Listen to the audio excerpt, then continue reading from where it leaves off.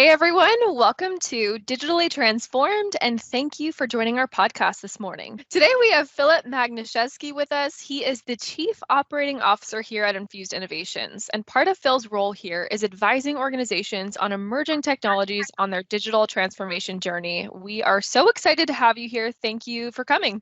Hey, thank you so much for having me, Melissa. It's a pleasure to be here with you. Today, we wanted to dive into digital transformation and walk everyone through what this process looks like for our clients as we work with them to implement their technologies. So let's start here.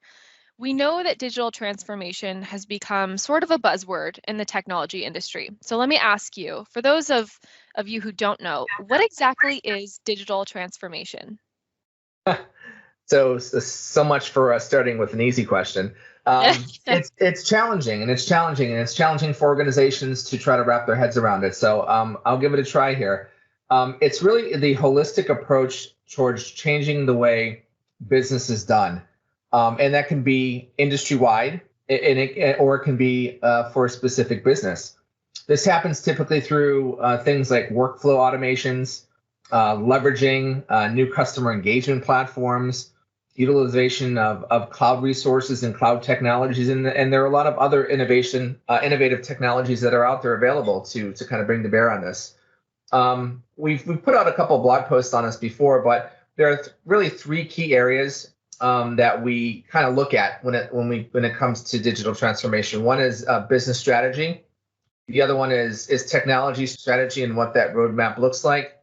And the third is risk assessment, and understanding what impact and or risks are going to be associated with making moves on either of those other two areas. All three of those are key areas that need to be tightly integrated.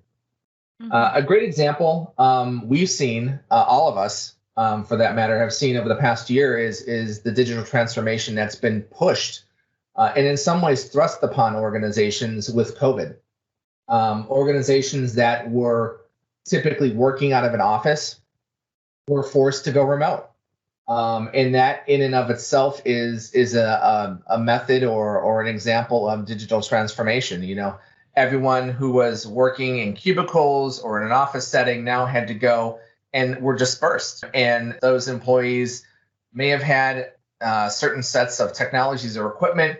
They may not have. The organization may or may not have been set up for collaboration for remote workers. So a lot of organizations had to deal with that. And that, I think, is probably a good logical example for what digital transformation looks like. And we took people who are working closely together, we spread them apart. And now a lot of organizations that we work with have implemented solutions that allow the efficient collaboration of their employees and also with clients through some of these technologies, whether it's Zoom meetings or using Microsoft Teams to collaborate with internal and external resources as well. And then from an industry perspective, Melissa, there are technologies that have been brought to bear over the past 5 years, let's say, that have really changed things up. Let's take a look at agriculture, for example. Companies like John Deere have embedded sensors in the equipment that farmers are using to plant their crops. Not just in their equipment, but also they're providing sensors that are distributed across a farm or a field of crops. It allows a farmer now to very, very scientifically and through data-driven analytics, allows them to understand where to plant certain types of crops, how often to water, how does the nutrient composition of soil in a specific area change through the course of a season as well. So what that means is that industry is now using data to optimize crop yields, which as the population continues to grow, there's a lot of impact that has in a very good way across the globe. So hopefully that gives the folks that are listening a good sense in terms of how at a micro level it affects each of us, but also at a macro level it affects specific industries as well. Can you imagine 100 years ago telling farmers and people in the agricultural industry that things would get so much more simple with data Right? And digital transformation? I just want to be clear. I think digital transformation very much sounds like a business transformation where you're using technology to sort of drive that transformation in your business. That's a big piece of it. But there's what we found in working with organizations around digital transformation. There are processes that change as a result of it. The ability to re-examine how you do things is part of the equation. Culture is a huge piece of it. These engagements typically require the executive team to be 100% bought into it. And then there's a whole change management component to this. So workers, I mean, you have in some cases 3 or 4 different generations of workers now in the workplace. You have guys that came in, back when people were, typing on typewriters, right? And filing in, physical paper and filing cabinets. And you've got digital natives, millennials, and Gen Z will be in there, and getting into the workforce now. So you have all these different, I guess, baselines that people are working from. And the challenging part from an organization is, okay, how do I make sure that I am developing or allowing my employees to become comfortable with the technology, to be comfortable with the new processes? Because even though the technology is changing at a rapid pace, we're all still humans, and we're inherently kind of sensitive to change, especially where if I've been doing something the same way for 5-10 years, and now we're kind of flipping things on our head, that can be challenging. Can you give us an example of an organization that underwent digital transformation, and what did they implement, and what were their biggest improvements in their business? Sure. Yeah. But first, I want to be clear about something is that digital transformation isn't a destination. It's not a project that we come in, we do, and then we're gone. And same is true for the organization. It's a journey. It's an ongoing evolution of the organization. And typically what we'll do is we'll work with an organization and we'll figure out where we start. And then there'll be a roadmap associated with it. But we've been working with, over the past year, in particular with a product company. They design their own products. They then have them manufactured and then they distribute it through a multitude of different channels in different vertical markets. Last April, a lot of it was driven by COVID as well. We were invited in by their CEO and CFO and the rest of the executive team to take advantage of what they thought was going to be somewhat of a downturn in their business and really examine how they were going to market, what they were doing to support their initiatives. And so we spent some time going through that, and I'll go through that in a little bit more detail later on. But there were a couple of things that we identified, right? And they implemented some technologies. We used the Microsoft platform to allow them to collaborate and communicate. That's calls, that's video, that's synchronously working on files from anywhere in the world. They have folks that are all over the globe, and now they're able to work from anywhere. So they're not dependent on coming into an office to get their work done.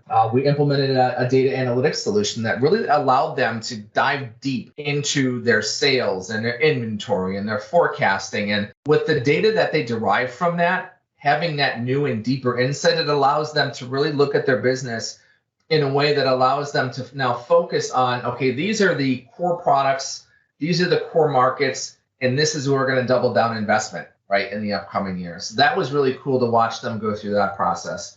Still in process as well, they're deploying a new ERP system. So folks who may or may not be familiar with ERP, it's really the back-end business system that drives a distribution and manufacturing organization that deals with supply chain, but also integrates the customer side of it, account management and the financials and workflow and all those things, so that as we finish up this project and it's implemented, it now allows them to have a highly streamlined or operational efficiencies in their business so that they can now move more quickly, be more agile, and take advantage of that in the marketplace. Yeah, all of these things really are designed to increase operational efficiency and agility. And I can talk a little bit about that later as well. But, get closer to clients, better understand who we're serving and how to service them, and then also offer better transparency across the entire organization. Very cool. And I know you've mentioned some of the tools that organizations are using in order to create those systems and put those things in place. But can you give us a little bit more detail of what types of tools and technologies are available in a digital transformation? I know that, we hear this term digital transformation, but often I think it sounds or feels ambiguous as to what tools or what technologies that encompasses. Sure.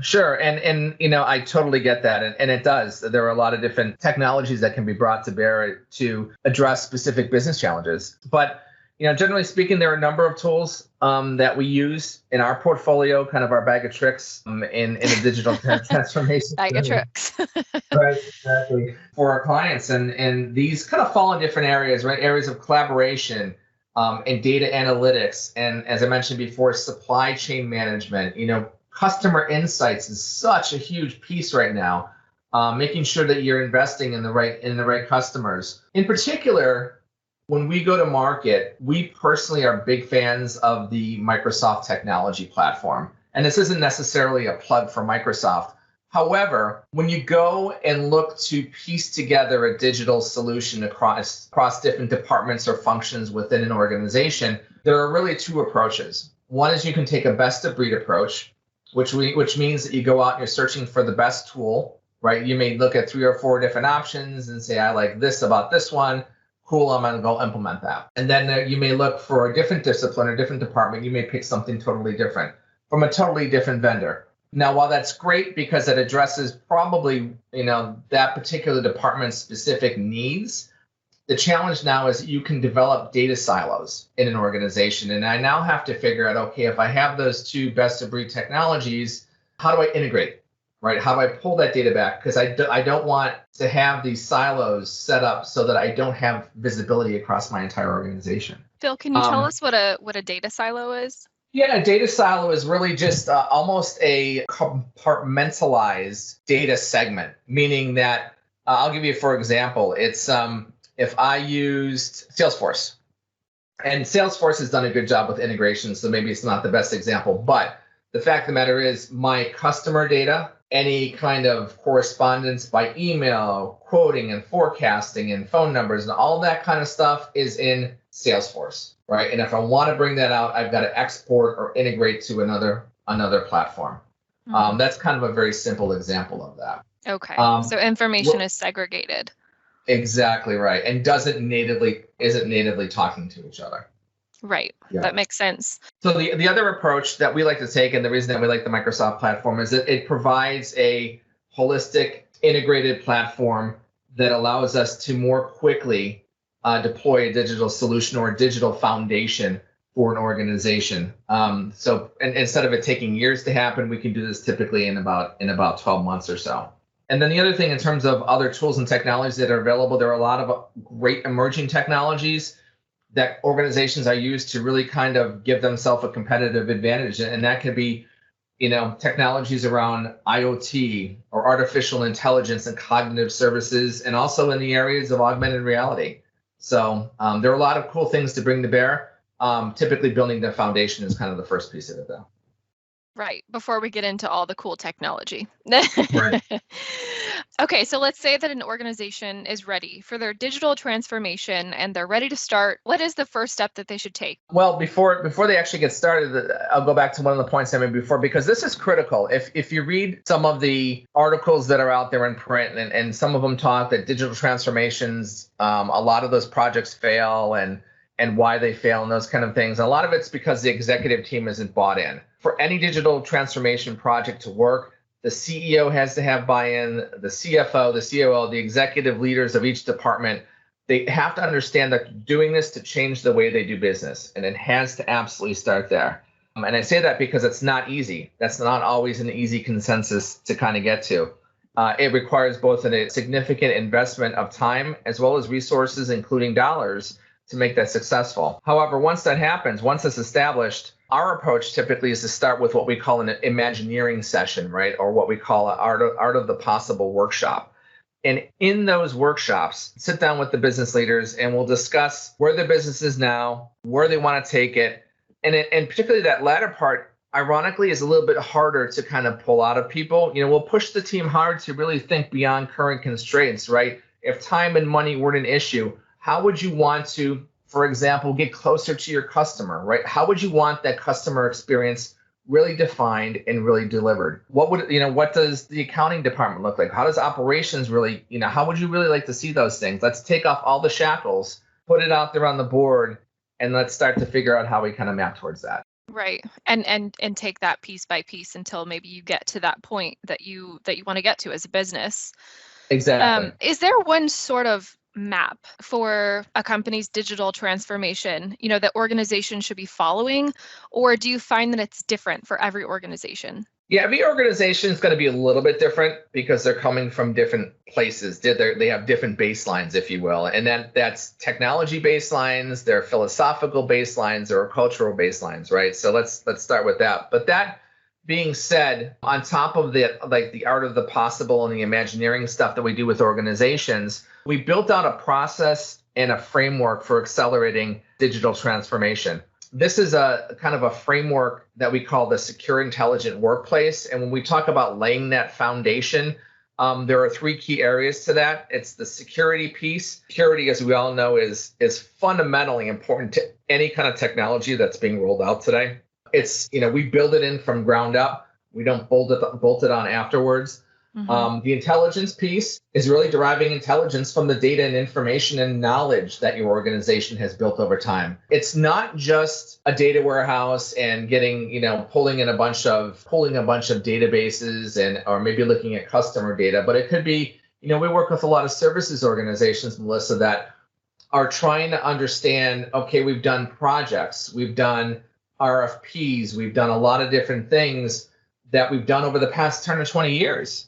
And now, how do I derive knowledge and insights from those things? How do I determine what's a good project for me to go after? How do I maybe develop a way to score risk around projects that come in? So that intelligence piece is critically important. And then the workspace is really that modern workplace, right? For us and our customers, it's built around Microsoft Teams with SharePoint on the back of it, getting essential repository for a lot of our files, a single platform for collaboration, both internally and externally, allows it kind of brings that nice interface and a centralized hub for working on your day-to-day stuff. Phil, can you walk us through, I know we've talked a little bit about it, but can you walk us through maybe more in detail the process for a client that comes to Infused Innovations? So what are the key parts maybe behind the scenes of getting their digital transformation moving? Yeah, and I'll go through. I mean, I've mentioned some of these things before, but I'll dive into them a little bit more in some of the areas maybe we haven't expounded quite as much. Executive commitment, we've talked about that already. The Art of the Possible workshop, that's kind of the kickoff to all of this, right? Let's get everybody excited. Let's understand where we're at and where we want to go to. I think you alluded to it before, Melissa. We build roadmaps from that. So it's not just we do that and walk away, right? So we kind of design where we want to go to. We figure out what technologies need to be used to get us there, what workflow changes need to happen as part of that, what kind of adoption management needs to happen as part of that as well. But in terms of the roadmap, it happens in a couple ways. We try to pick off low-hanging fruit with customer, things that are going to have quick time to value, provide real insight to the organization or provide real value. We'll look at roadmap for 12 months. And then we'll look at that quarterly. How are we tracking towards those things? Are there things that have come up along the way that may change timelines? And then as we look past that 12-month period, are there other things we want to start exploring? So it's almost like we're working on projects that have immediate impact to the business, but there's also this innovation kind of gear turning in the background where we're starting to look at things like, maybe some bot services, right? Makes sense, or cognitive services for to do image analysis. There's a lot of different things we can start playing around with in the background so that we're not waiting 12 months to start looking at them. We're looking at them now, evaluating, quickly testing the viability of them, and then integrating them into the overall technology. Very cool. And something I really love about Infused Innovations is just how close our team is with the clients and how closely we work with them and the communication and all of the mentorship and support that's offered along the way. I think that is a really, really important piece and kind of segues into why is it so important to undergo digital transformation with a partner like us here at Infused Innovations? Yeah, so there's two parts to that question. One is, why undergo digital transformation at all? I feel, our CEO, Jeff Wilhelm, feels, we as an organization feel that organizations that don't go through a digital transformation process won't be here 3 years from now. It's really that stark. It's really that truthful. If you don't get on board, things are changing so fast. Industries are changing so fast that if you're not starting to move in this direction, you are already behind. And then why infuse innovations for this kind of stuff is that we're doing it. We're doing it with clients. The thing that we found is that these are high touch type engagements and very collaborative. And what I mean by that, it's a lot of us who have been in the IT industry for a while understand the concept. If you do a project, there's a beginning, a middle, and end, and you walk away. We're engaged with clients for 36 months on these type things. And it's not that it takes 36 months to realize any value from them, but there are things you start off on day one, and then you're doing things 6 months from now and 9 months from now. And we're doing those things, and it's a very iterative process. It requires people who get the technology. It requires people who get cultures and get how to design workflows around these things as well. So we feel that we've realigned the organization. We've hired the right people who understand those key areas and are able to kind of bring and interweave those components together so that the customer is really and truly transforming their business. They're excited about the process and celebrating the wins along the way. And I think that's important. I think organizations really need to have a support team that care about their business just as much as they do. Have to. Yeah. Yep. Yeah, very important. Well, thank you so much, Phil, again, for chatting with us today about the journey of digital transformation and how we walk our clients hand in hand through that process. It was so great to have you on here with us. Anytime, Melissa. Thank you so much for having me.